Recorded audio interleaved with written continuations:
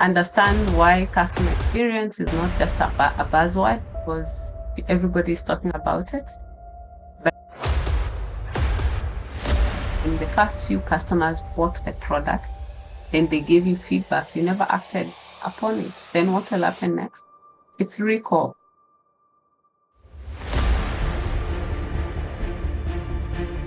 Like in Kenya, we have so many banks.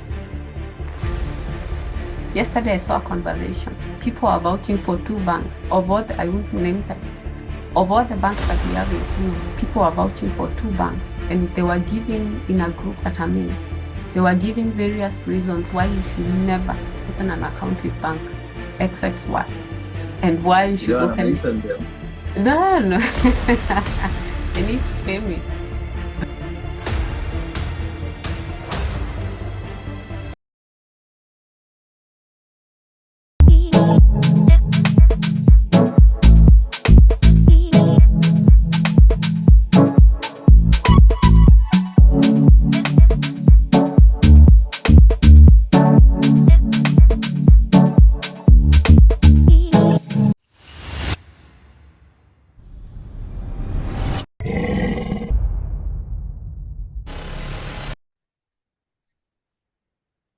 Hello, everyone. Welcome back to Youth Mentors and VCs again.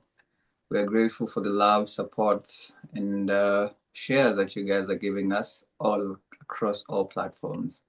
LinkedIn, YouTube, Facebook. Please, guys, we are trying to get some energy and some momentum on Facebook.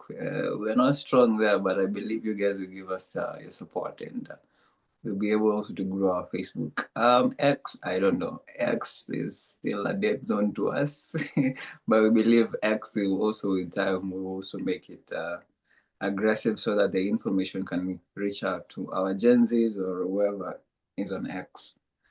Welcome. Today we also have a great, remarkable guest that we wanted to have on the show for a very long period of time. So you guys, you are in for a treat, So look forward to this. Get your pen, get your book to write a lot of notes because the subject we're going to discuss today is really, needed for your businesses. I've also been told I should be telling you guys to like, share, and subscribe. I've never done this. This is the first time I'm actually mentioning this. So you guys like, share, subscribe so that it can reach more people. And I think a lot of people will be impacted through our podcast. Besides that, I want to introduce our sponsors, the people who believe in us, support us in our business, and make Youth Mentors and VCs a success. First company is called Mworia. They deal with plant-based coconut yogurt made in Watamu. For those who are lactose intolerant, this is your plug actually to go and get the yogurt.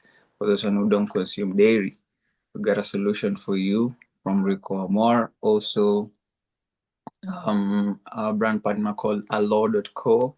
They deal with women fashion. Actually, for these ladies who love luxury brands, this is your way to go. And also, we have a school in Kenya called Rufina School that we support with donations and charity for the children living in the slum areas. So we're gonna put a picture so that you guys, for those who love giving, should go and support this school because we believe giving is receiving. Without further ado, now I'm gonna go to the best part, the part that me and you have been waiting for, our guest. This is the most exciting part of the show. Welcome, Mworia, to our podcast. I believe we're about to learn a lot. How are you today? I'm good, thank you. I'm excited. Hi, Shaq. I'm excited to be here, and thank you for hosting me. Yeah, I'm looking forward to the discussion. What should people expect today?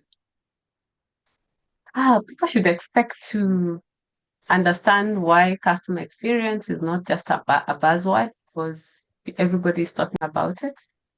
But it's a strategic tool, if I would call it tool, where businesses can leverage it for market leadership.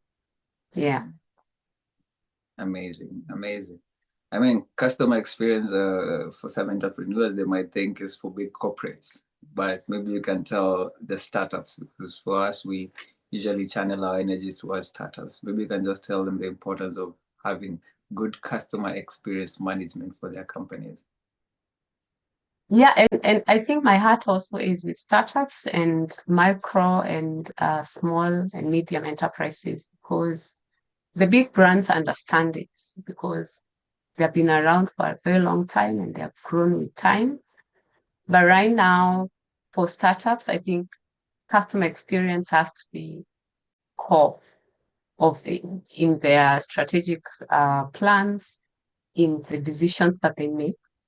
We are calling it the age of the customer, where the customers become of age and they are informed, they are knowledgeable, and they know what they want. They want a return of their investment. And also there are many options around. So if they're not getting or if they're not satisfied in your startup, if they're not satisfied at your shop, they'll go to the next shop because other people are there. So customer experience basically is the entire journey that the customer goes through when they're interacting with your brand. It starts from when we hear about your business, the awareness stage, when I see a billboard, when I see an advert, then I create some interest in getting to know about this brand because I'm interested maybe in the service or the product that they have. Then I get incorporated in, I get interested, I come in, I ask questions, maybe I buy, I become a customer, I get more interested, I'm retained there, and then I become a loyal customer. I receive for me to get to know the awareness, to have that awareness, and for me to buy from you and to remain loyal within your brand. I have to feel appreciated. I have to feel satisfied. I have to feel appreciated. And that is customer experience. And it goes even beyond the buying. It goes even beyond me coming and having that service, coming and making my nails. What happens afterwards? If it's a product that I go home and use, am I able to use it? What is my user experience? So the customer experience is no longer what we used to call customer service, because customer service is that one interaction. I come, you serve me, I go. When you ask me, how was my service? How did I serve you? I'll rate you good or bad. But for the experience, it's the entire process, which might take many days, which might take years. And it takes just one day, to break that good relationship that we've been having. So for startups and small business enterprises, let us always have in mind that we've opened this business for the customer, because we can have great services and products, but if customers are not coming or if they come and never come back, we'll close down. So for startups and MSMEs, we are in the age of the customer. Let have that at the back of our mind. Let every decision we make for our business begin and end with the customer. Yes, we are out there to make profits. We are out there to build our businesses and to scale and grow. But we must grow together with our customers. That's what I can say. Okay, okay. I Yeah. think I'm looking forward to that as well. But before we go deeper into customer experience management and everything that concerns customer experience, maybe you can just give us an intro, a general intro, because you're also an author, and this is something that people should not miss. So you can tell us everything that you do and you're passionate about. Yeah. Awesome. Thank you. So my name is Linda Mworia, and I'm a customer experience specialist, certified at that. And I did not begin as a customer experience. I wanted to be a marketer because there is a lot of great things that happen with marketers and salespeople. You go out there, they are flashy. I used to enjoy how they would get, especially in the fast-moving consumer goods. That's where I thought I would go to. And I wanted to work with Unilever, such brands. And I'm not here to market anybody, but because of the flashiness that I used to see growing up, because there are people or relatives who used to work there. So you're given a branded vehicle, you're given a territory that you manage, you're given targets. So I was out there to do all that. But I began at a bank, sales and banking. Then I went to events management, corporate events management, and then I went to the public sector where I got to grow now into customer experience, and I fell in love with it. So why I went into customer experience was I felt there is need to be appreciated as a customer because I'm a customer elsewhere myself. I felt there was need to be appreciated as a customer, and I did not see it around in many places, and especially in the yesteryears. But that passion has grown. What now um, I'm doing currently as a consultant. I consult in customer experience management, where I help brands to develop customer-centric strategies. I do audits, customer experience audits. I help businesses build journey maps so that you understand your customers well. And I also do strategy development around customer centricity, and I do corporate training.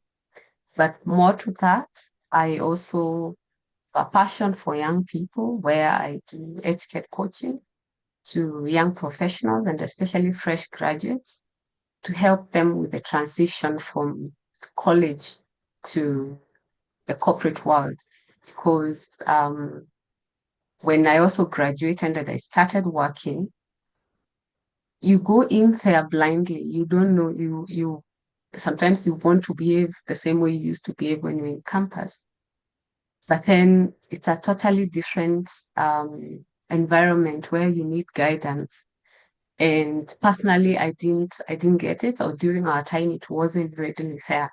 You go and find yourself in an office. You don't know how to navigate the office or office environment. You don't know how to communicate well. You don't know how to interact with colleagues. Some are older than you, others are younger than you. You're not used to strict, of course, there's the strict deadlines around the workplace.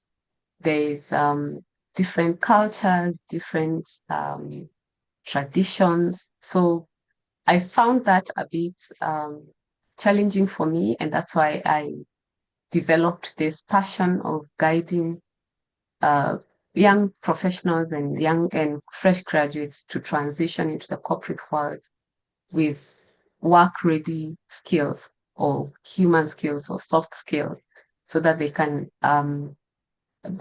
can get absorbed and continue working as good and successful professionals in their careers. So besides that, last year I got published for the first time. I don't know whether you can see it properly. You It's can called The see, Way. yeah, can see it, You're yeah, seeing it? Yes, The Way She Leads. yeah. It's a book written by 13 incredible women who were published by Zion Pearl Publishers that has based in Kenya, that is highlighting stories for women and by women in different sectors, the economy.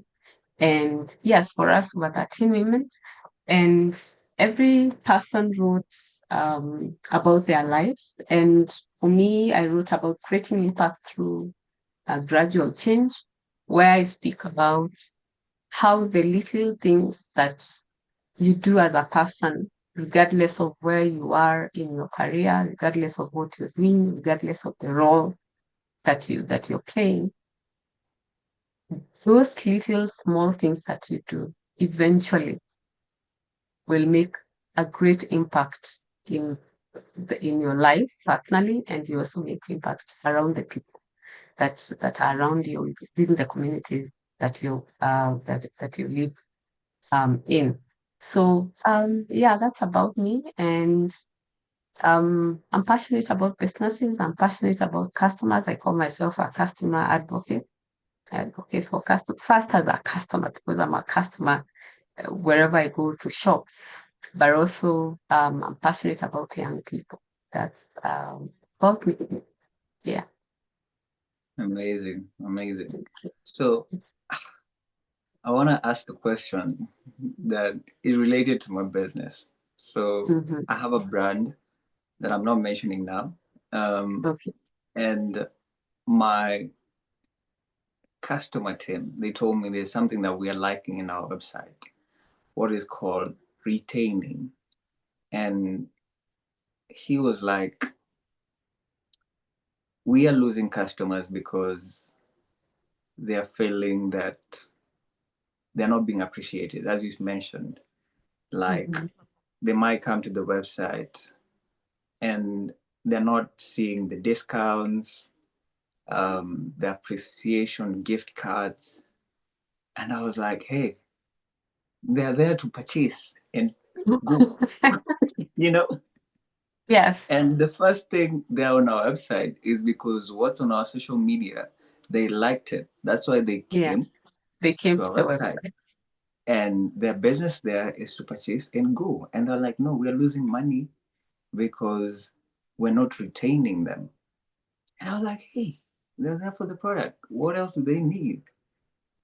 So maybe you can, before even we go deeper into the questions, you tell me, what do I need to do? Because now this is an online business. And for me, I'm just like, okay, that's a new thing to me. What do you mean retaining? So how do we retain these customers once they come to our website so that they don't go? Like I've said earlier, that's a great question. Like I've said earlier, we're in the age of customer, of the customer. And the customer knows what they want. And based on the type of business you're in, you have competitors. Mm. So if they don't feel appreciated in your business, they have options. They'll move to the next person. And customers have expectations. They came with expectations. When they saw your advert, maybe on Facebook or elsewhere, when they were led to your website, they came with an expectation. And where is this expectation coming from? It's because of their experiences, because they have carried their experiences from other places or from other businesses, and they feel this is how we are supposed to be treated. So when they come here and they find there are not discounts, we are not being appreciated, because today's customer want to be pampered.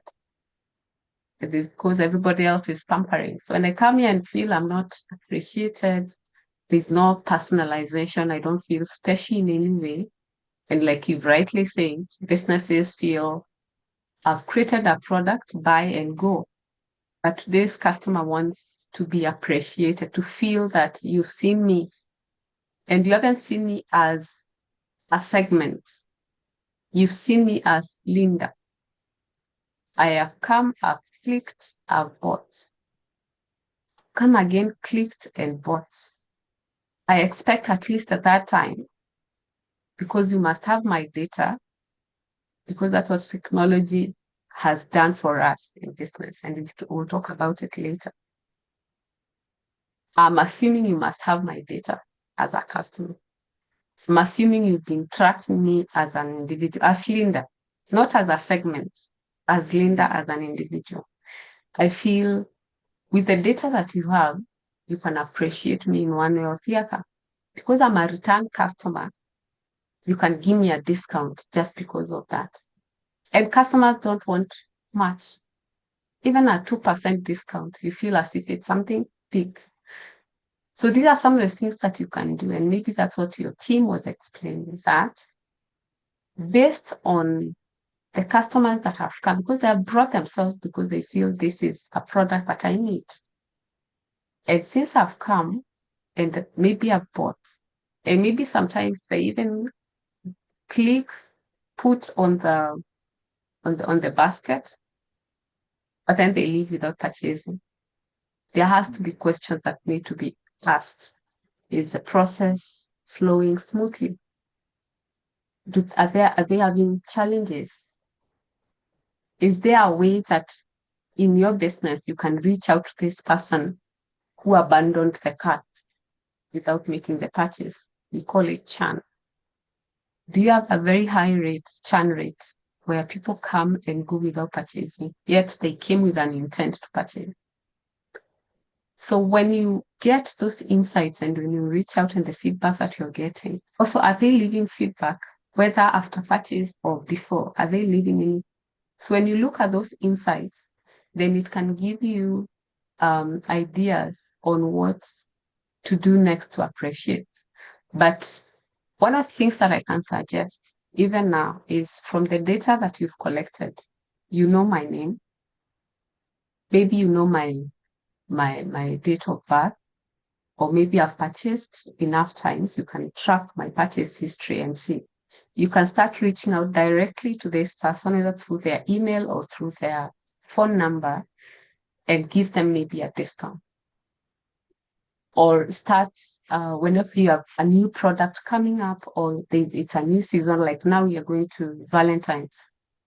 You can look at what you can give some of these customers, either as a discount or an appreciation, or even a message, just a message wishing them a happy Valentine's or something. Those are the little things that customers want to feel appreciated, maybe without deviating. Like last year's Mother's Day, I was amused at how companies sent messages to women only to wish them a happy Mother's Day. Of course, there's a lot of investment around technology and AI to receive and get such insights and send such automations and all that to send that. But you see, when I receive a message like that, I smile. I feel, oh, they have remembered me. And it's those small little things that customers want. So you can incorporate you can sit down with your team, let them give you ideas, because they know, they are saying that because they know some of the things that you can do. And you see customers happy and staying, they are coming back, buying, and yeah, you also be happy because now you become profitable. Yeah. Yeah. I was wondering, what is this thing these people are telling me? Hey, I was like, that is all my business, my friend. My business is purchase and No. vamoose, you know? Today's customer wants to be felt like I was here, like recognized, I came and bought, but in a very small way. They are also not expecting too much from people, but they just want to just recognize I was here. Just that. So maybe you can touch that retaining aspect. So it is discounts. What else matter? Come up with loyalty program. It could be discounts, repeat discounts. It could be referral discount, depending on what you're selling. It could be referral. I refer somebody and then there's a code. You give them a code so that then if Shaq refers me, when I come with a code, when I type in a code, you will trace and see it's Shaq who referred, and then also you reward Shaq for that. Mm-hmm. It could be birthday messages. It could be if you're in travel, if you're in travel business, the tours and travel or tourism, it's in the recommendations. Regardless of what you're selling, you could either recommend, you can tell them the new programs that you're having, if you're in training, you could tell them the new products, you could tell them the new destinations, you could tell them the new experiences. It's around, you look at your business and what loyalty programs can have for your customers. More to that, retention is in follow-up. Do surveys, get feedback. Do a small survey, send to the customers or the data that you already have. Ask them, how can we improve? Or give us ideas on areas of improvement, suggest areas of improvement. When customers feel that they are part of your business, when customers feel that you're taking their feedback, also it's in responding to their inquiries on time. Also, it's in the efficiency, it's in the transparency. when I complain about an issue, when I buy a product and I find it's faulty, have you communicated how I should return? Is there a return policy? And is it clearly written somewhere so that when I come back, you don't tell me we don't take back things after they've been sold, but you didn't tell me, you know? So it's in those small things to make the customer very, very comfortable to speak to you. Because sometimes you go shopping, you go do business somewhere, you're unable even to give feedback because there is there's no empathy within that environment. You feel as if when you give them feedback, a negative feedback at that, you'll be attacked as a customer. But it's one thing that I want to tell businesses who will watch this. Good feedback and bad feedback is important feedback. Bad feedback gives you lessons and areas of improvement if you listen. And the customer who comes back to give you a bad feedback is the good customer. Because there is research that says also very few customers give feedback. Because I would rather you give me a negative feedback that will help me improve as a business instead of I buy, I get a bad experience and go. Because when I go, I'll go tarnishing your name as a business. So I would rather a customer tells me areas of improvement, I improve, instead of them going to tarnish my name out there. Because the ripple effect is huge. Can be 10 times. I hope I've responded to your question. Yes, actually, I'll just tell them, hey, listen to this podcast and ensure you have those discounts, referrals, gift cards. Tunaweza onana kando ya tent after this. For sure. I will. Yes. I'll have to consult. Yeah, we can talk at length. Yeah. So maybe now to the questions. Can you share your perspective on why customer experience is a critical factor in building brand loyalty? Great, that's a good question. And I think we've already said what customer experience is, that it is the entire journey that a customer has within your brand when they come to do business with you, or when they even hear about you. What is that emotion that comes up when they hear about youth mentors and VCs? What taste was left in their mouth when they interacted with you throughout that journey? When they got into your physical store, when they called your telephone line, when they wrote you an email, when they went through your social media platforms, when they went to your e-commerce platform. How was that interaction? We call those touch points. So the interaction or the experience they get at every touch point, including post-purchase, including when they are using that product or that service. How is their experience? Even then, will they come back? When they see a billboard of your brand, what comes into their mind? What do they say about your brand to other people? Do they recommend, or do they tell people, don't even try? So how is loyalty? How does customer experience build brand loyalty? One, it's through personalization.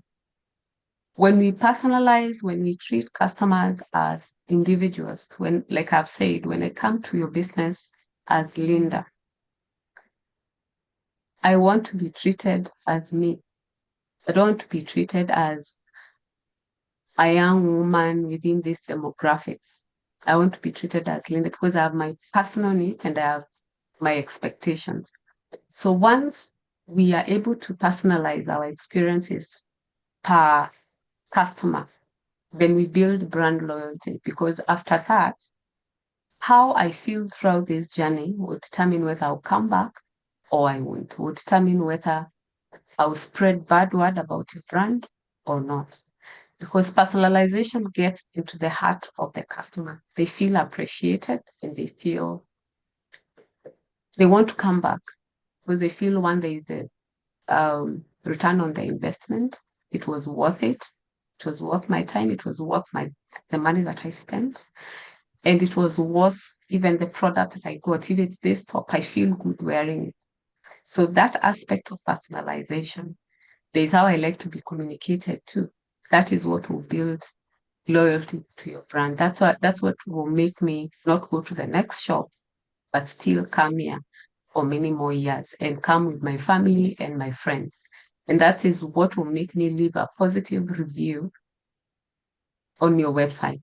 So another thing how customer experience builds loyalty is through word of mouth.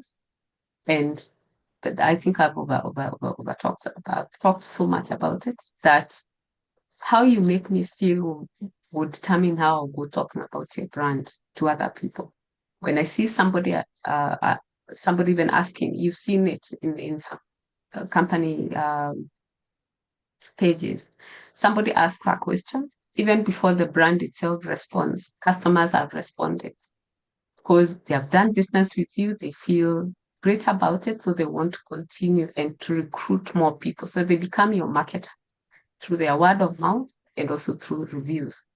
So another thing is, of course, impact on your revenue, the business growth, because once the customer experience is memorable, it's measurable, it's meaningful to me as a customer, then I'll keep coming back.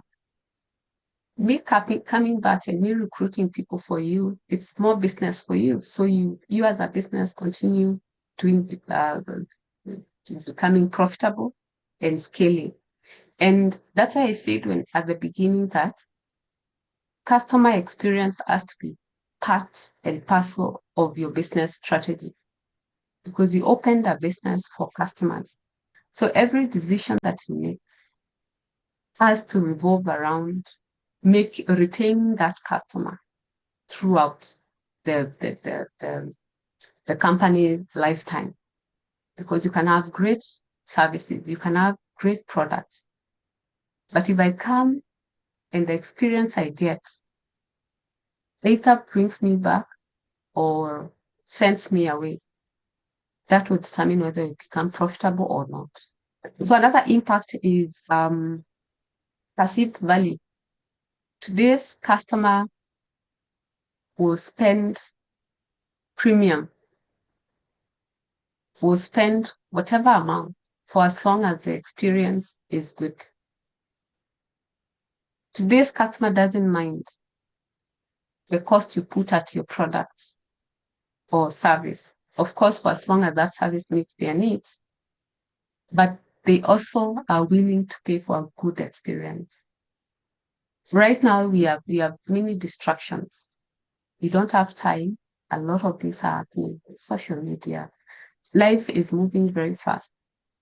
So you want efficiency, you want speed, you want accuracy, you want empathy because also a lot is happening. We've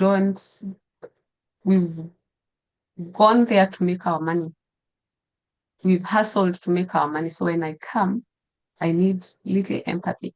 I don't want to be bombarded or I don't need rude people. I don't want to buy products that have said they will do this and yet they do the opposite.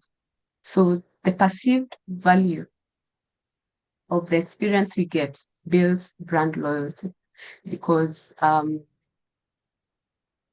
if I'll have to pay to buy like the coat that you're wearing, then it has to give you that feeling that you went to buy it for because there's a reason why you went and picked that coat that you're wearing. And there was costs put on that coat, right? But besides the costs and besides the coats, there's how that store made you feel when you were purchasing, when you went in or when you made that call, maybe you bought it online. That experience, you're ready to pay for it because the experience was, and you still go back again. So the other aspect, how customer experience builds loyalty is satisfaction. A satisfied customer will come back. And a customer who keeps coming back over and over again, that's a loyal customer.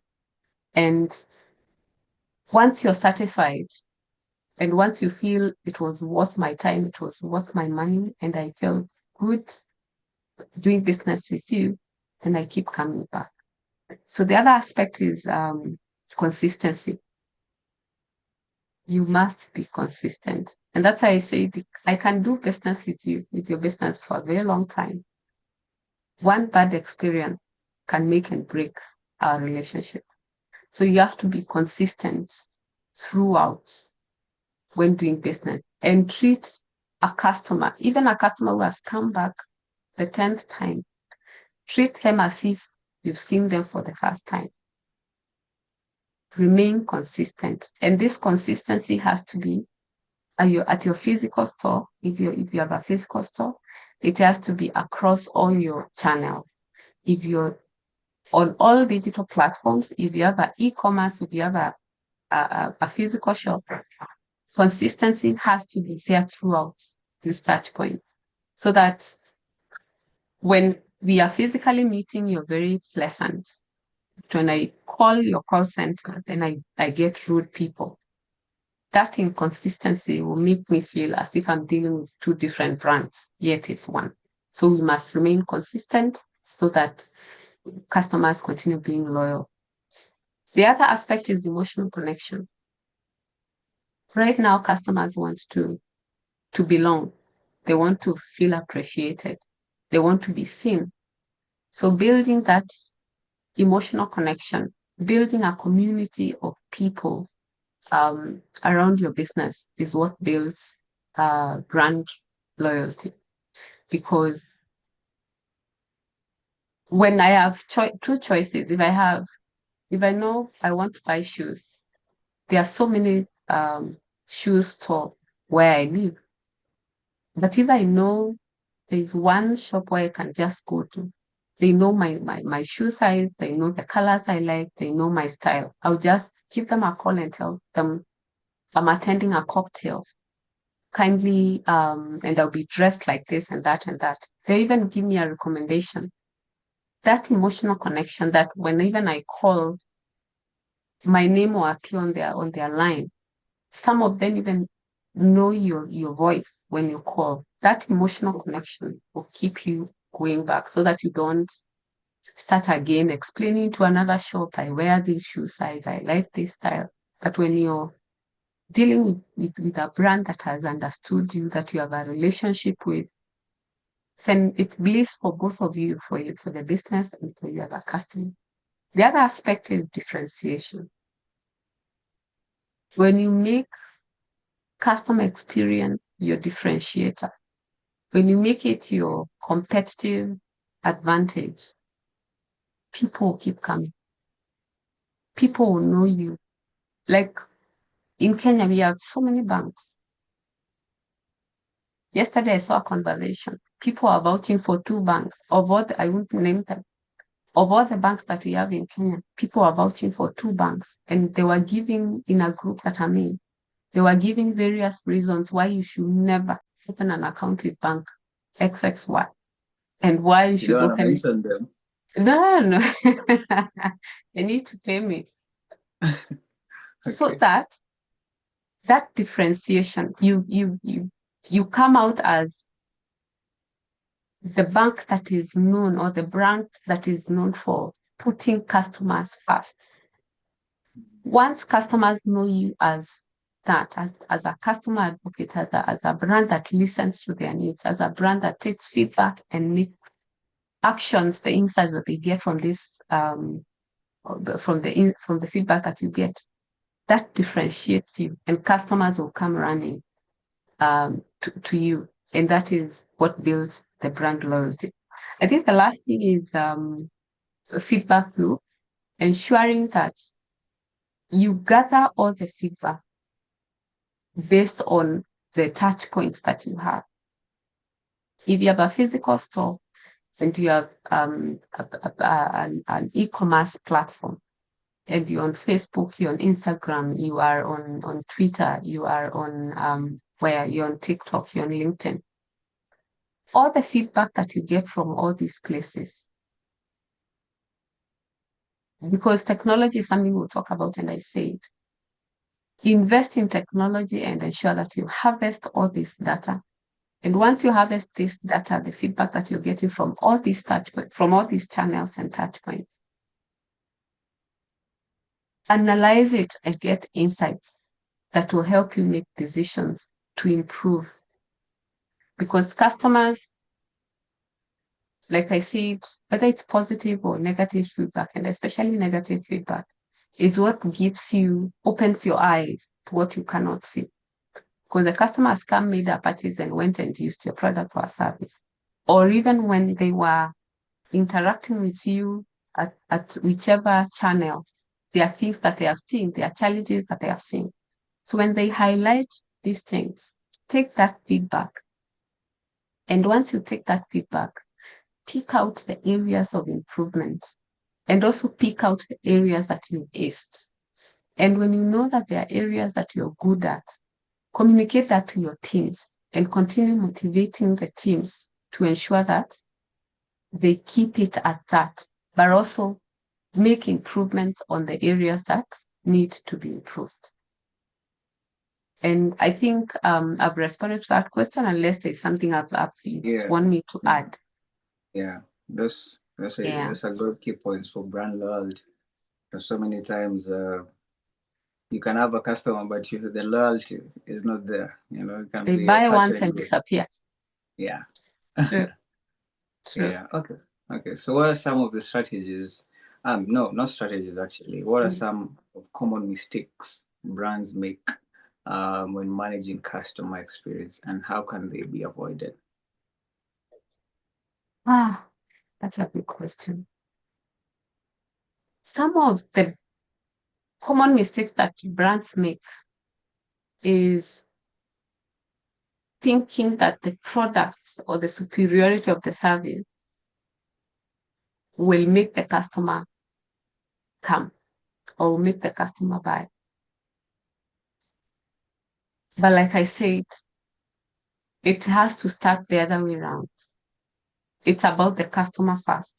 Because once you understand what customer needs, then you'll be able to make a product that can give a solution to their needs.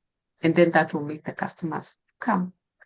So one of the challenges or the mistake is lack of customer understanding, where businesses go out blindly, and especially the startups and the MSMEs, where you have this idea, you have this passion, and you go and start a business. But you started from your end, you started from the end instead of starting it with the people that you've opened that business patronize. So the first thing is, yes, you have an idea. Go out there and do research. Find out, based on the idea I have, what are the needs of the customers? Once you understand the needs of the customers, then go back and curate services and products that solve that problem.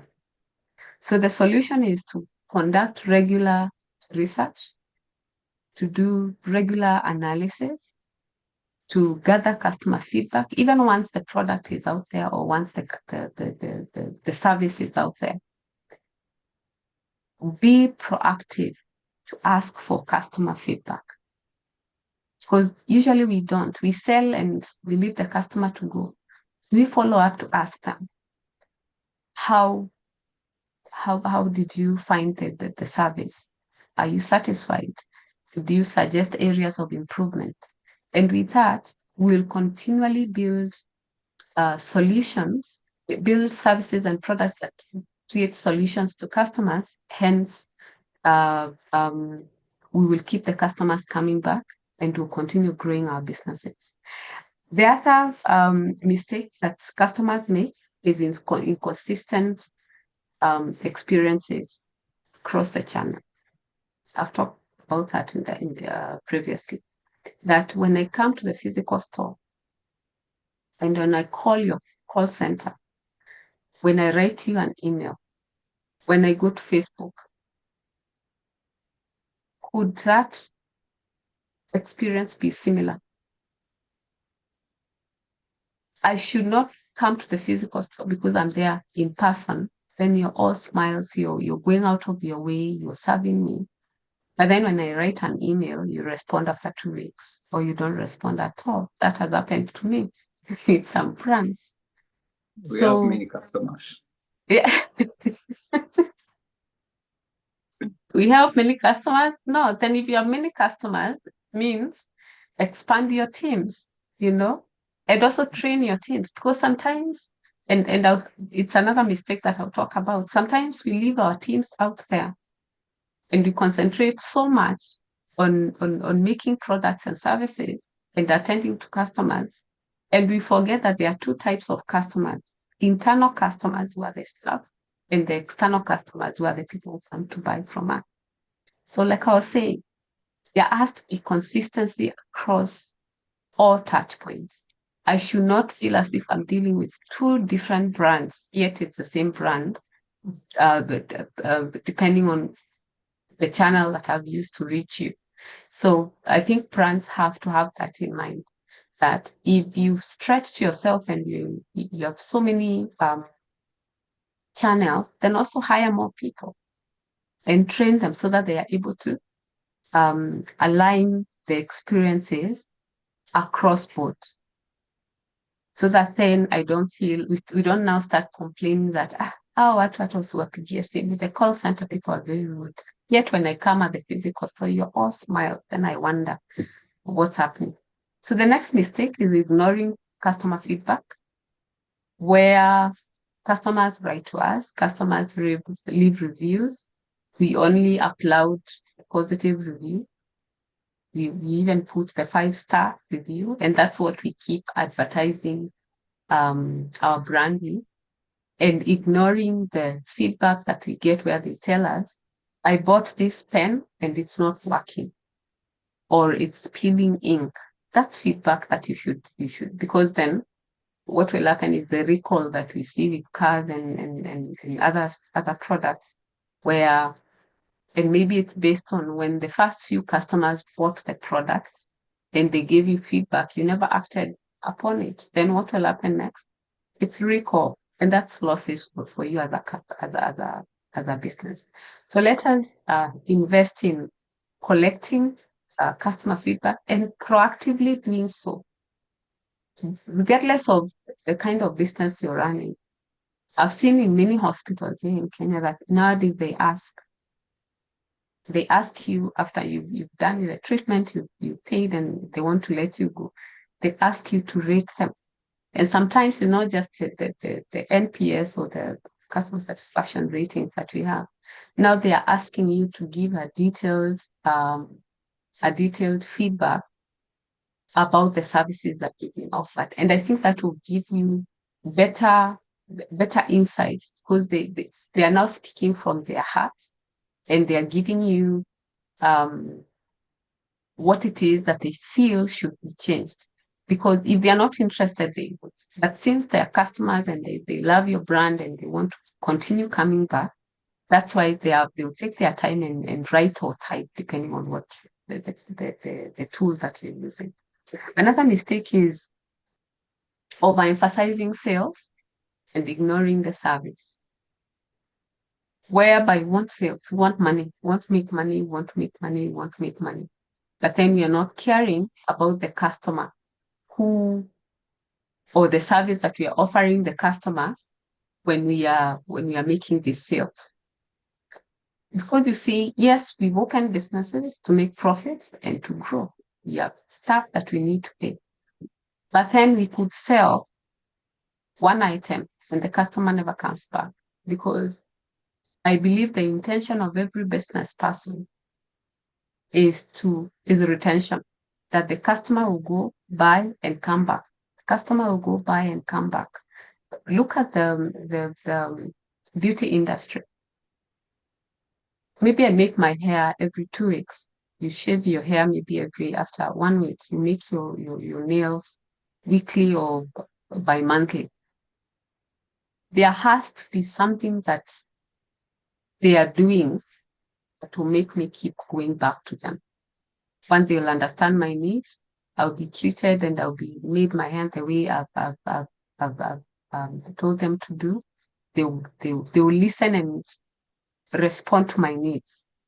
So it's not more about the sales that they'll make. It's not more about the money. It should not only be about the money that I'll pay at the end of the service. It is the service itself. So most businesses are missing out on that you, the business owner, you've opened the business, you've left your staff and you're telling them you haven't met your targets, without asking yourself, what is the problem? Besides them meeting the target, could there be another issue? Have you looked at what the customers are saying? How is your service? So that's another mistake. So the other mistake is lack of employee empowerment, where you've employed your staff, they have their KPIs, meetings every morning, you're hammering. You haven't met your targets this week. It's last week of the month. I will pay your salary. But you haven't empowered them. You haven't given them the tool. And part of the empowerment, besides the training, of course, training is very important, and refresher courses once in a while. Sell your vision to them. How are you onboarding the new staff that you're employing? Have you explained to them why you're doing what you're doing? Like at the youth mentors and VCs, have you explained to your employees where this came from, where this vision came from? Why are you selling these pens that you're selling? Are you doing it to make money, to pay your bills, which is very important? Or was there something else behind it? So when you're onboarding your staff, make them own your vision. Make them part of your vision. Continue empowering them, give them autonomy to some extent to make decisions, especially during crises or when they encounter difficult customer situations. How much autonomy do they have? Do they need to escalate issues that can be sorted out there? Because we've said time is very important to customers. And since time is very important to customers and they want efficiency, how then are we empowering our employees so that they can efficiently serve customers even when they meet difficulties?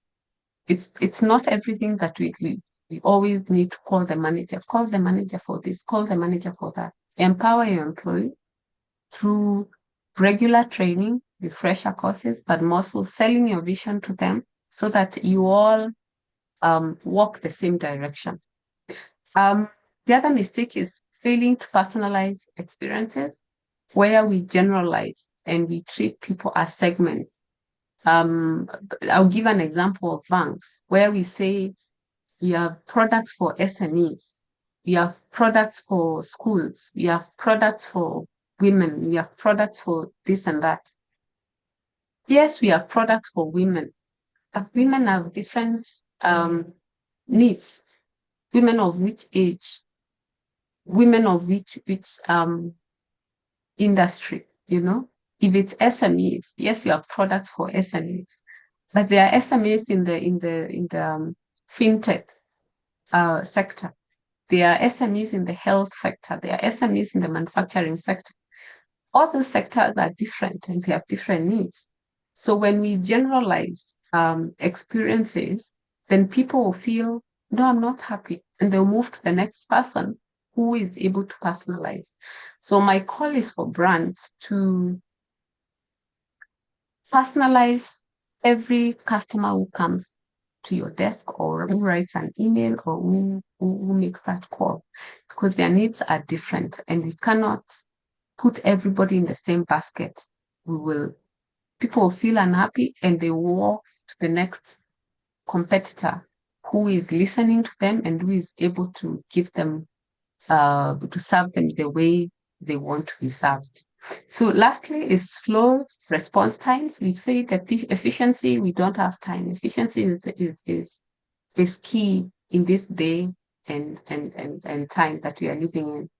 So people want efficient services. So when I write maybe for approval for a loan, or when I book to see a dentist. When you talk about dentists in big hospitals, because you have long waiting time. I've ever booked a dentist and I was to see them after 3 months. And I'm wondering, I have a pain, like a tooth that is aching right now. How are you giving me a waiting period of 3 months? And these are big hospitals. So how about if you realize that you're getting many customers, you've reached to a point that you're getting many customers and you have to extend your booking periods. How about hire more people? You know? So this slow response time delays people's timelines because I keep saying I did not wake up, come to the bank because I did not have anything else to do. It's because I needed your services, right? So if I've come there, one, you're not communicating to me. You're not telling me if I apply for this loan, maybe I have a business and I need a business loan, maybe to import something. Talk to me in a transparent manner. Tell me, yes, this will take this and this. It will take 24 hours for approval. And within 24 hours, you'll have your money in the bank. It will take 7 days. If it's things that are unavoidable, speak to them, to the customer, in a transparent manner. But if it's things that are avoidable, stop delaying customers because they will move to the next competitor, unless you're a monopoly, unless you're KPLC, but we have uh, but we have solar. But unless you're a monopoly, and even then, you're not supposed to delay people unnecessarily, but communicate, be transparent, but make sure that customers do not wait for long periods of time to get services from others. Yeah, for international audience, we'll have to mention that KPLC is electricity supply in the whole of Kenya, right? Yeah. Yeah.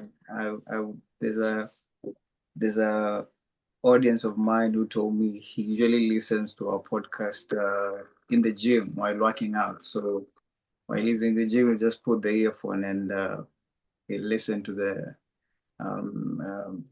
recordings, which is Podcast, great. yes. So yeah, so like all the way because he's in South Africa, and I was like, okay, so you might mention KPLC, and he might want to go and ask, did I miss something? Did I miss what is KPLC? Yes, yes, Yeah, you've done well yeah, to explain yeah. it. Yes, true. And there's another one who told me that in another podcast we're mentioning a lot of Kenyan money, Ah, and it's a good thing I had to tell because the guest said 50,000 Kenya shillings.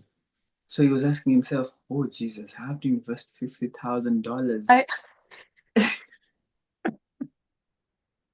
that's so So much I had money to, on the end. yeah. Yes, So since that time, yeah. every time my guests say 50,000, I have to make sure that the currency is either translated to euros, pounds, or dollars, so that Within it's the easy. context. Yes, Now I was yeah. wondering for my Kuwait people because Kuwait the currency is quite high. I don't know how I can Mm-hmm. translate, but on the next we'll see. So I have a question on from a CEO position. Mm-hmm. Did the product or the customer or the product, the customer, and what is this third one that has challenge? Product, our employees. Who should Mm-hmm. come first in a CEO's eye between the product, the customer, or the employees? Who should be given the first priority? The customer. Mm. But you see, we have two types of customers. There is the internal customer with the employee, and there is the external customers who are the customers that come to buy for us, and also our stakeholders. And why I say the customer and I'm not segregating between the employee and the customer who comes to buy from us is because they are both important. We usually say a happy employee is a happy customer. But it translates. Happy employees will give you happy customers. Unhappy employees will give you very unhappy customers. who move to the next shop. So from a CEO's perspective, when you're formulating your strategies for your business, when you're making decisions for your business, put these two customers at the heart of these decisions, because you need your employees work with the external customers. So when the employees are empowered, then they are able to serve the customers from an empowered position. They'll be able to give solutions to their problems. They'll also be able to give you feedback from the customer, and especially the frontline employees are very important. In as much as we say customer service is not a department, it's everybody's job, including the CEO himself. Make sure that the employees are empowered and have owned that vision that you have, so that they are able to serve the customers well, so that then all of them succeed. Because also when the customer is not happy, their salaries are not guaranteed. So it's a two-way, it's a two-sided kind of relationship. So from the CEO's perspective also, the product is very important, but is that what the customer needs? So actually it's like it's a circle. Your internal customers, where the employees serve the external customers while giving you feedback, while collecting and gathering feedback from the external customers, which will then help improve the product that will then go back to the customer and keep the customer satisfied and keep the customer happy to come back. So all the three are important and they are all conjoined, but both the internal and the external customers are very, very, very important. Okay. Yeah. All right. So, how has the rise of digital platforms transformed customer experience and management, especially in industries like retail or hospitality? It's in the convenience. I think I'm just wondering what used to happen in the 90s, or in the early 2000s. We've forgotten how life used to be like, when we had Uchumi as the only, and I'll keep referring to Kenyan context, when we had Uchumi as the only So let's say Uchumi is like the Carrefour today. Yes. It was the only supermarket chain, and sometimes even you felt some type of way going to shop there because it was a new kind of thing.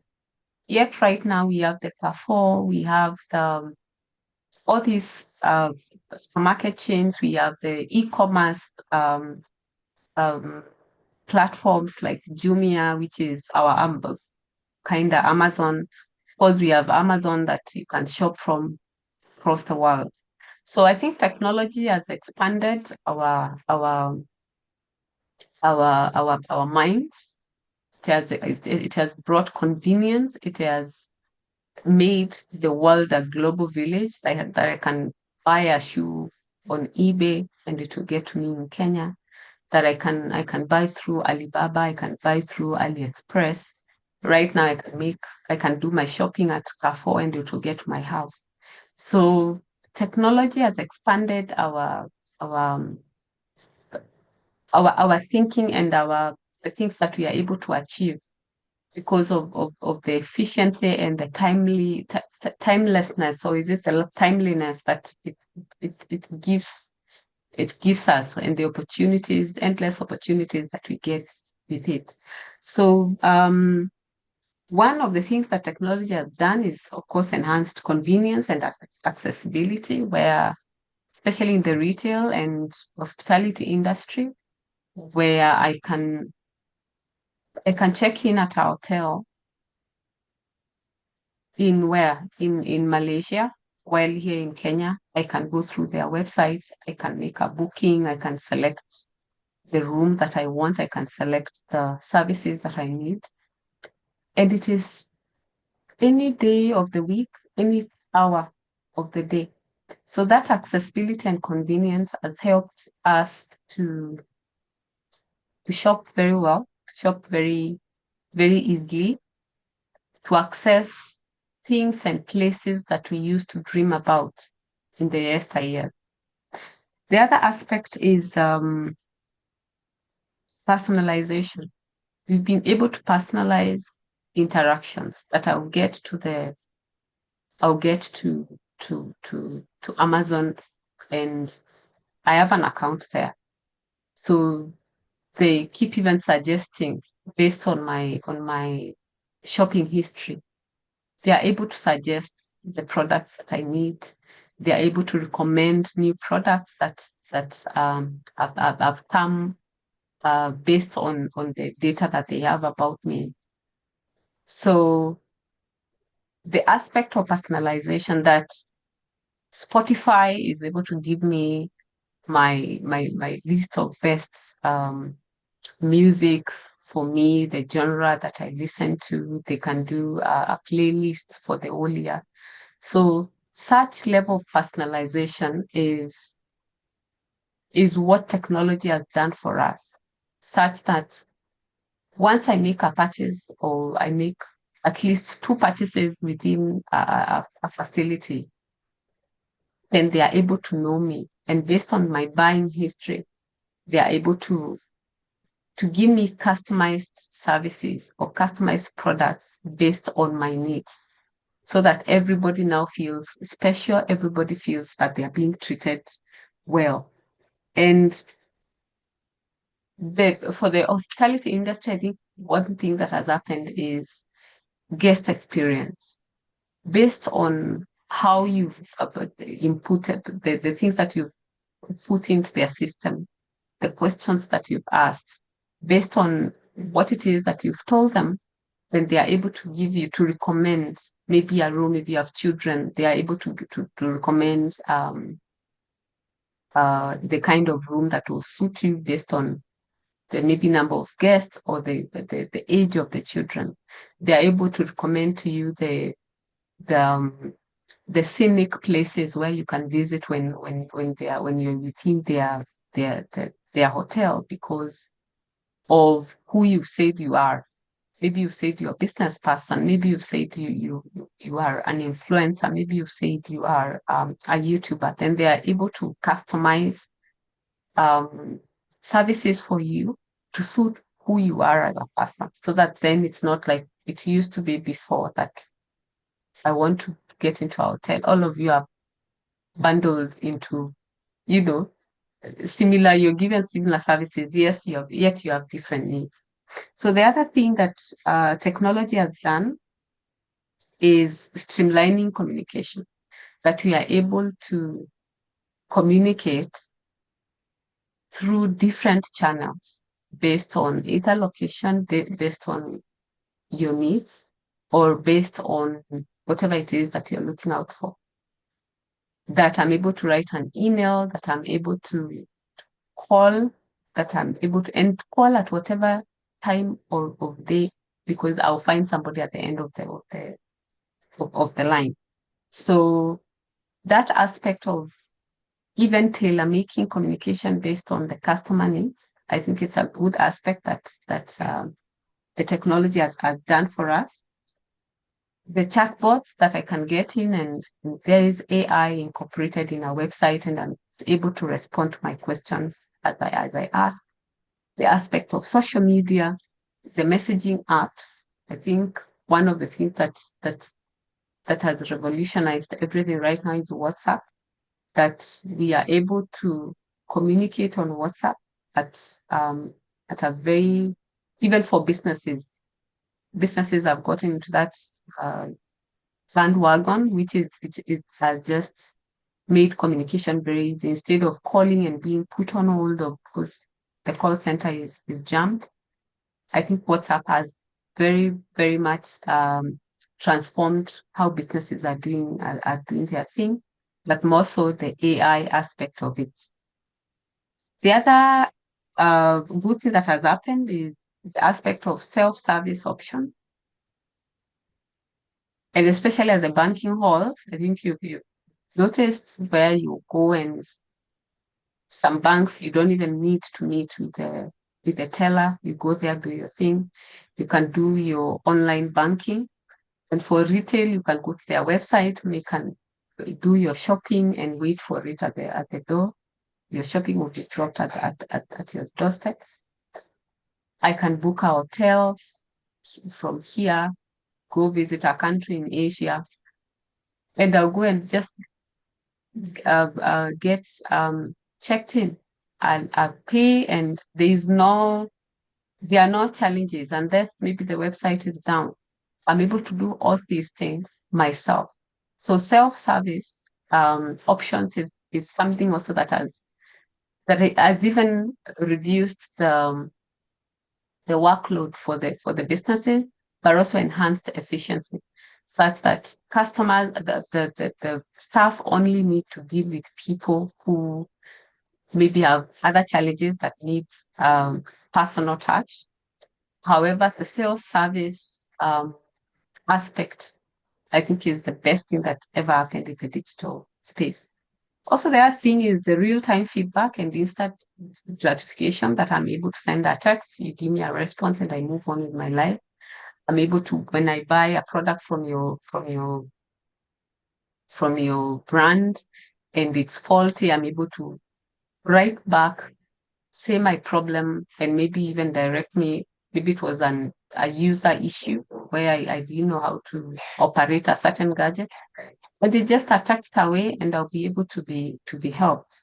So the other issue is the other good thing that has happened is the omnichannel experience, where I'm able to get services across various channels that our brand is using. I'm able to call, I'm able to email, I'm able to chat via a chatbot.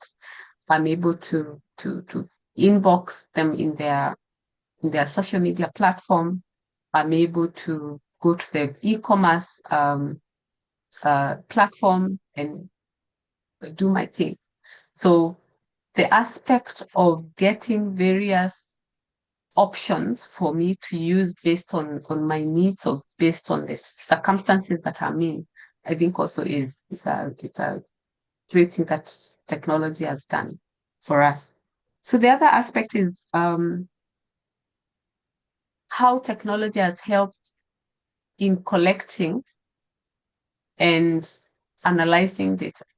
Because before technology, people used to note down in books, people used to type, and then you analyze manually. It was tedious work. But the fact that now there is technology that gives you that you install in various whether the website or various touch points, it collects, it analyzes, and it helps you, it gives you meaningful data that you use to make decisions. I think it's also a very good thing that technology has done for businesses, which helps them to make improvements. Hotels are able to see where they can improve.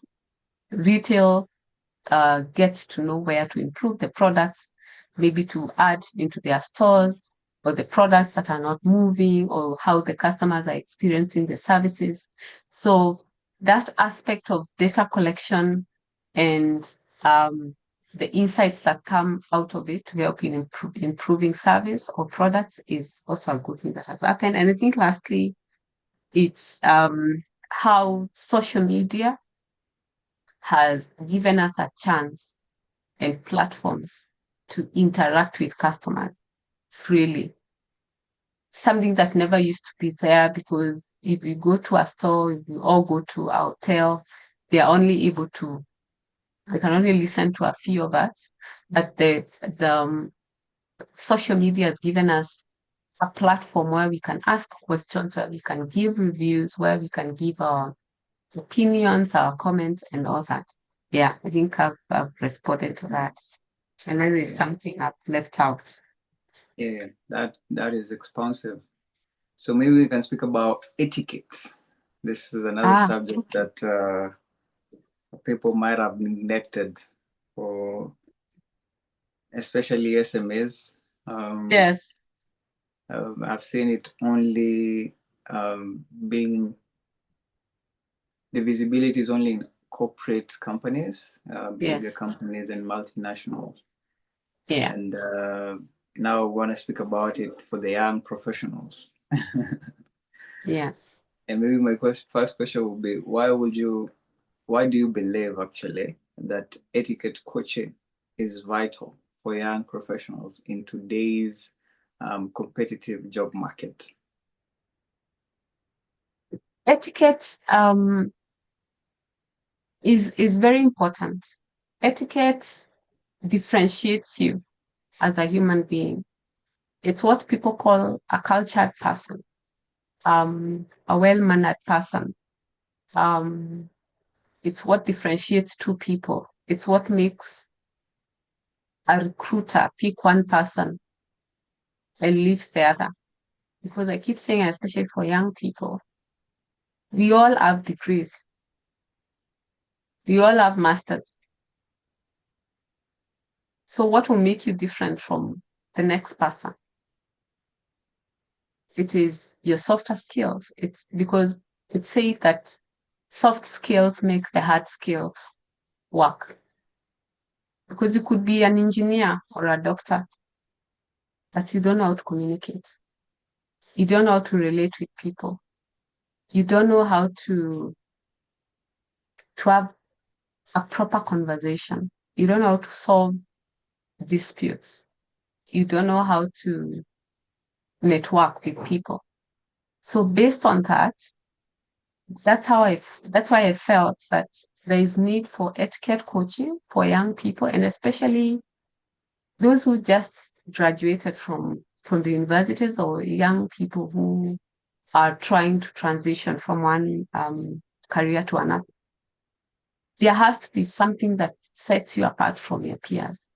And I think etiquette, shaping people's mindset to see things differently, to have interpersonal skills.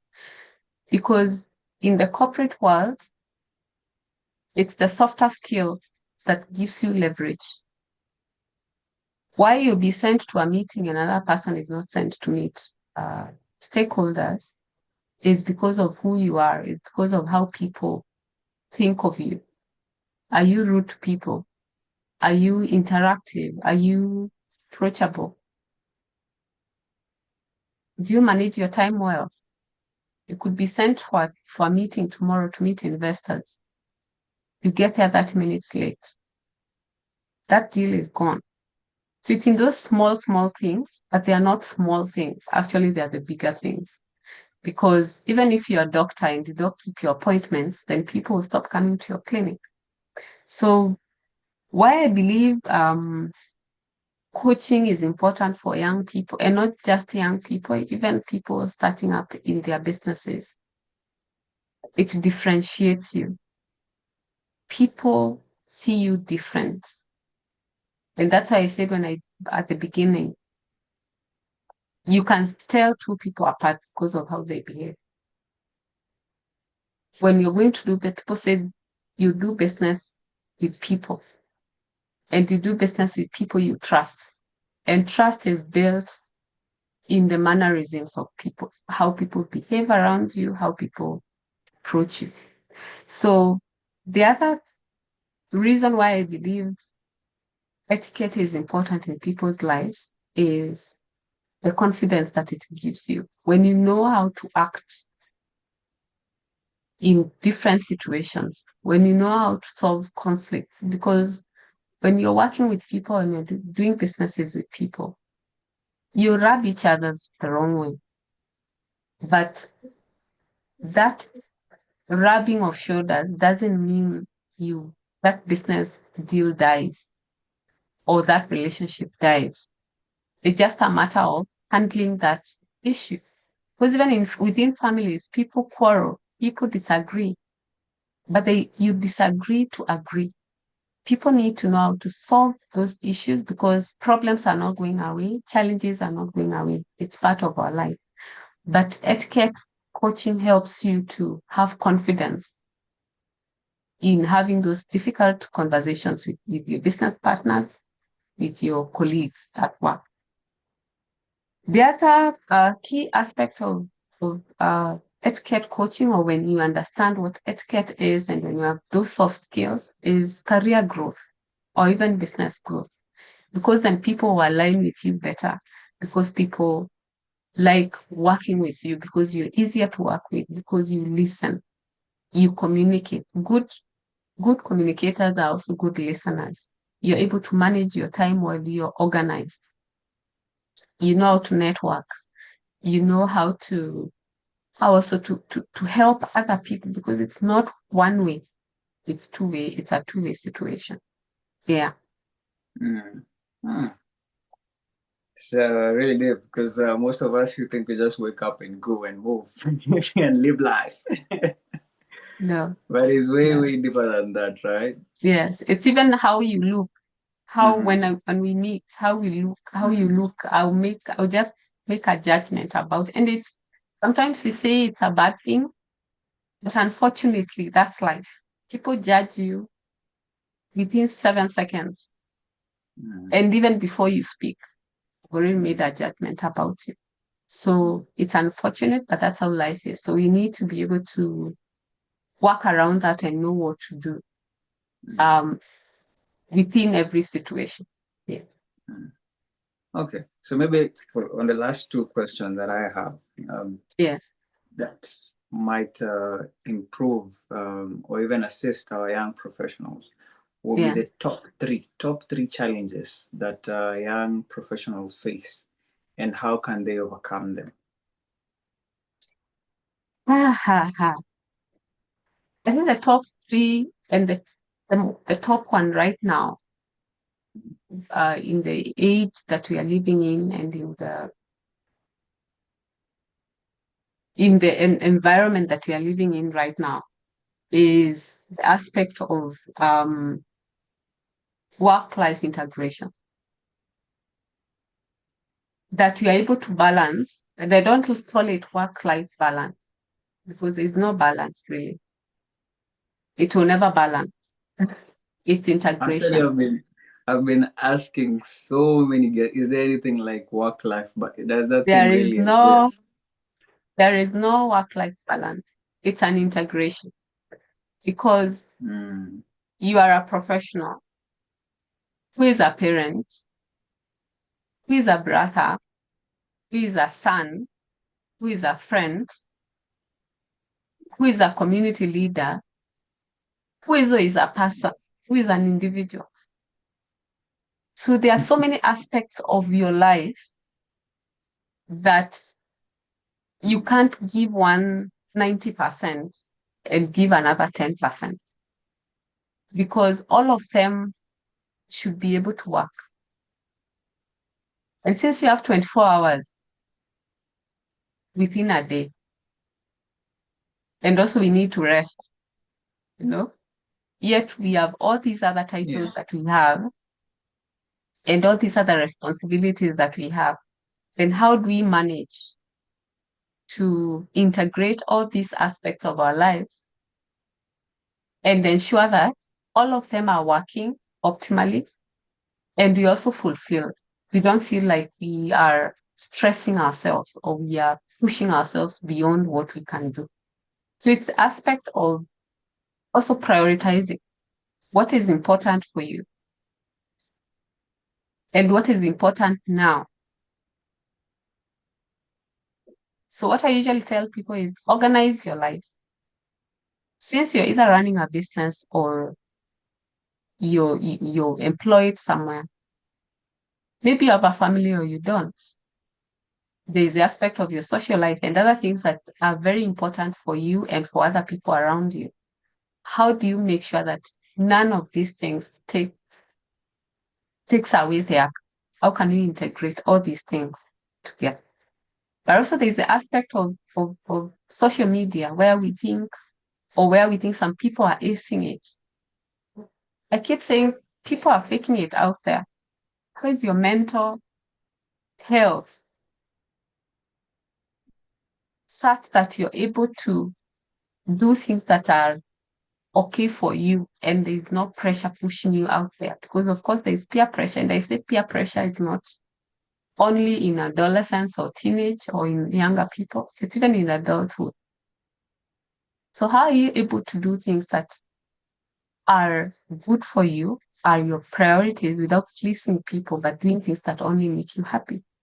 The other challenge is the aspect of instant gratification. I think it's something that has been that is there. And I think social media has made it a greater deal, because what we see there, we think it's true. And some of these things are fake.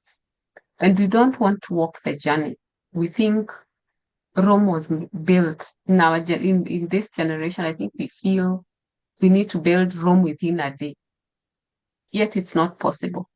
It's a journey that we need to walk, but we need to walk that journey with a plan, with goals. And within the circumstances, we need to look at the circumstances that are within us and not other people. What am I able to achieve within a specific time?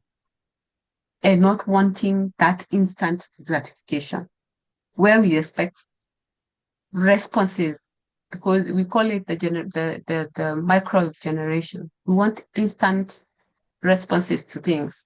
I want to be employed and become a CEO at the same time.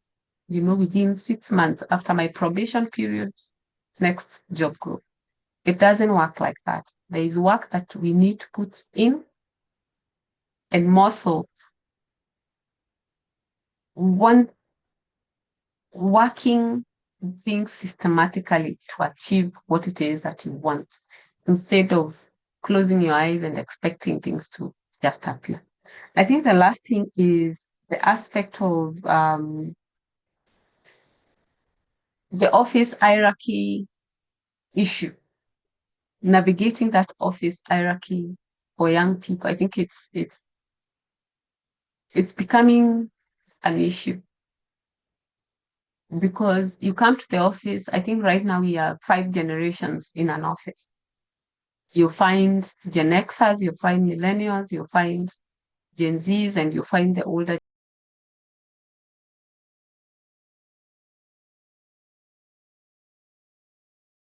generations. Some have the history, some are tech very important, others are not.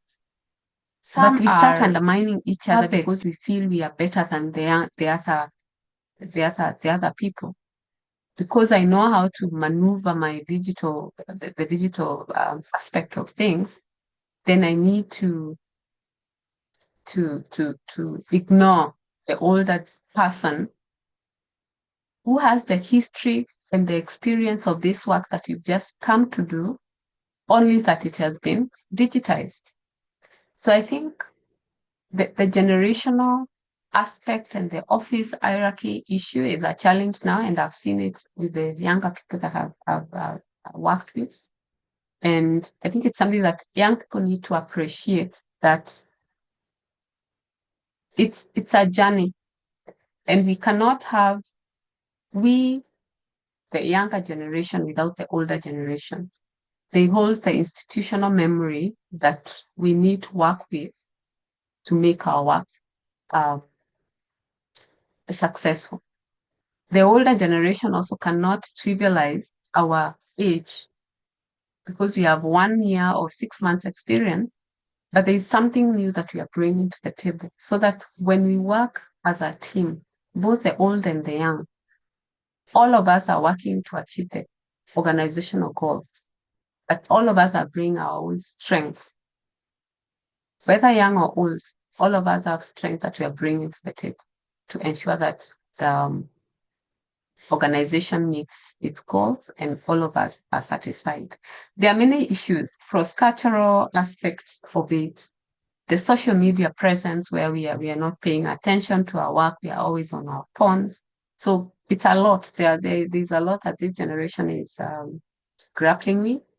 But I believe with time, with coaching, with them listening around, they are able to settle down and manage themselves and become successful in their career. Mhm. Yeah. Okay. All right. Okay. Maybe now the last question, because seeing our time is going so Yeah, fast. it is. Yeah, yeah. My last question will be, because this one is very important. It will apply even to Okay. me. Okay. Yeah, how can companies incorporate etiquette training into their onboarding programs to foster professional workplace culture? I think it's something that people or companies don't pay attention to. We believe once we advertise for jobs, we want HR people, we want ICT people, we want customer experience teams, we want accountants. That's all. But you see, they are coming with the technical skills that they gained from the from the university or from the colleges. But then there's the aspect of your organizational culture that we need to be onboarded into so that then we all work seamlessly as a team to achieve a certain goal for our own professional growth and even for the growth of the business. So some of the how companies can incorporate this etiquette training in the organizations. One is establishing company culture. What are we known for as a company? What do we want to be known for? How do we want our customers to know us? How do we want our employees to carry themselves around? How should our brand be perceived out there? When you tell them when you tell me that you work for XYZ Bank, what comes into my mind? What brand as a staff, what brand am I carrying out there? When people see me in social gatherings, when people see me abusing people um, along the streets, when people see me doing certain things, because I'm carrying that brand, what do people talk about that brand? What do people think about that brand based on my behavior? So that company incorporating a culture that tells staff how to carry themselves around, but of course not telling them not necessarily policing their behavior, but telling them that this is how our brand should be perceived, or this is the culture that, or these are the values that our brand carries. So may you also portray these values out there, and especially when you're transacting with our name, right? So there's the aspect of incorporating a company culture, and especially during the onboarding session. The other aspect is having a etiquette guide, you know, writing things down or prescribing a certain way of behavior between your colleagues, with stakeholders, with customers, something that people can refer to because we forget, something that we can refer to and keep refreshing our minds on our code of conduct within the business or within the organization, so that helps keep everybody to behave a certain way, that there's some uniformity and not policing, like I say, but in an organized way, so that when you see me, when you see Shaq, we both work in a certain place, then there's some uniformity that we carry when we are conducting our business. The other aspect, I think, is mentorship programs where we mentor each other, where we role play, where we have even pairing young people and older people, young employees with people who have stayed there for a while, succession management, continuously walking people through these values through this culture that has been established over time. And even for new businesses, you can establish a culture and have people mentor the older people, mentoring the new ones, so that you carry along that the mannerism or the running of the business in a uniform manner and in a way that can portray certain values about your brand. Okay, That's that's okay. fine.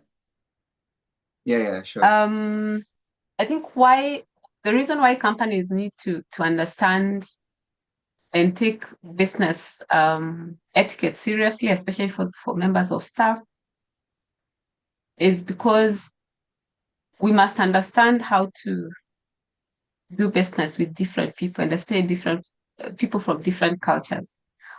We must understand how to not unintentionally hurt people's feelings because we don't understand their culture. Because I've seen this, especially now that we are living in a global village where you can do business with people from different continents. So when people don't understand the aspect of even exchange of business cards, how a business card is exchanged, what you should do in different cultures, shaking of hands. Some people want to shake hands, other people don't want to shake hands. Who should shake whose hand first? The aspect of introduction. How do you introduce seniors to lower ranking people, and how do you do it the other way around? The aspect of tact in when doing business, the aspect of small talk, the aspect of networking and why networking is important, the aspect of dining etiquette. Sometimes you might have a business lunch with people and you don't understand, you don't know how to navigate that table, especially if it's where it's very well set up. You don't know what to do with what fork. You have many glasses in front of you. You don't know which glass does what. So some of these things gives you an upper hand when you understand them, and especially when you're doing business or when you're meeting clientele of a certain ranking, so that then you're able to, that makes or breaks the deal, when you know when to do what at what point, when you know when to speak and when not to speak, when you know the negotiation skills. So some of these things are not good to have, but I think they are must-haves for businesses. And these things need to be built around a company culture, that it's something that is done during onboarding of new staff, so that it's a continuous thing, it's a cultural thing, and it's a lifetime thing. That's what your brand is known for. I think that's what I wanted to add for that, because I think it's important. Yeah. All right. Wow. This is a very, very, very great episode. I think you've poured it all out. I mean, all I aspects hope I have. about customer experience. Yeah, you have, and also etiquette. I mean, it's something that, young professionals like us, we just want to go into the money. But I True. believe this is an ingredient that we need to add on our businesses so that actually we can become big corporates, because at times we usually see these big corporates.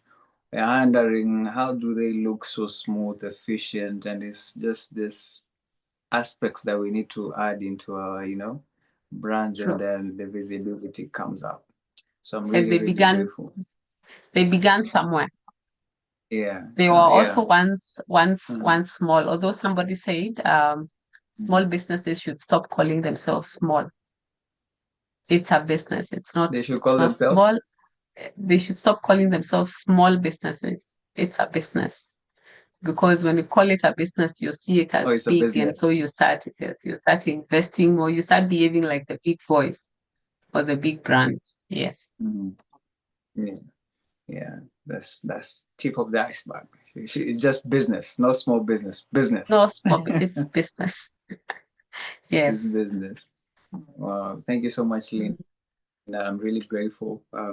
This is an eye opener. We're gonna find the best thumbnail for this because it's a 2 hour recording, Oh, which means anyone who's looking towards sharpening their skills in etiquette and also customer experience, they should have it all. They don't need now to go and invest in a course. Maybe they should now thank you. come and ask course Thank you. questions to you directly. Yeah, Thank thank you. you so much. Maybe to my audience, go support and follow Brand Alo for their best Valentine outfits. Rico for the best lactose-free plant-based yogurt for the vegans and vegetarians. And also go support Rufina School and charity. Send your donations. Go say hi to the kids at Rufina School. And God will bless you. And without further ado, I'll let my audience go as I go and have more chats with Linda. Ciao, ciao.